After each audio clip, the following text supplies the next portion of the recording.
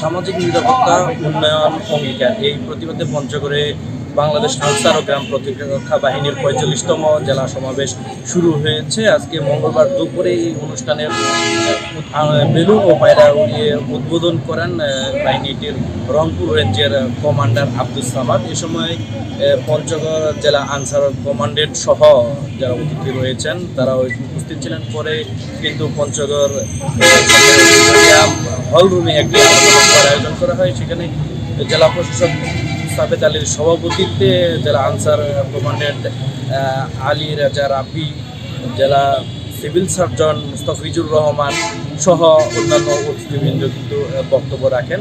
তো এই অনুষ্ঠানের শুরুতেই কিন্তু আনসার গ্রাম প্রতিরক্ষা বাহিনীর ঐতিহ্যবাহী যে গৌরবোজ্জ্বল ইতিহাস রয়েছে সেগুলো তুলে ধরে অনুষ্ঠানের শুরুতে একটি প্রামাণ্য চিত্র প্রজেক্টরের মাধ্যমে প্রদর্শন করা হয়। পরে বক্তারা বাহিনীটির দীর্ঘ দিনের যে ইতিহাস গৌরব রয়েছে সেগুলো বিষয়ে আলোচনা করেন এবং আনসার গ্রাম প্রতিরক্ষা বাহিনী যে গত স্বাধীনতার পর থেকে এ পর্যন্ত যে তারা কাজ করে যাচ্ছে দেশের আইন শৃঙ্খলা উন্নতি সহ অন্যান্য সকল বিষয়ে সামাজিক নিরাপত্তা শৃঙ্খলা এবং দেশের যেসব বাহিনী রয়েছে, সরকারি বিভিন্ন গুরুত্বপূর্ণ স্থাপনা রয়েছে, সরকারি প্রতিষ্ঠান রয়েছে, সেগুলোর নিরাপত্তা প্রদান সহ নানা বিষয়ে কিন্তু বক্তারা আলোচনা করেন। এছাড়া অনুষ্ঠানে আনসার এবং ভিডিপির কমান্ডাররা তারা গত 1 বছরের তাদের যে বার্ষিক প্রতিবেদন সেগুলো কিন্তু পেশ করেন।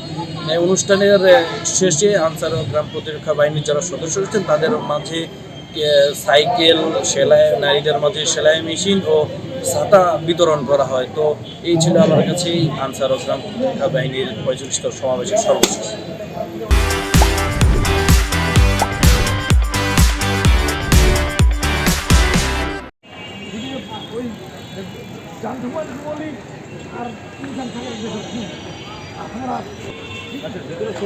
হ্যাঁ হ্যাঁ হ্যাঁ যাচ্ছি।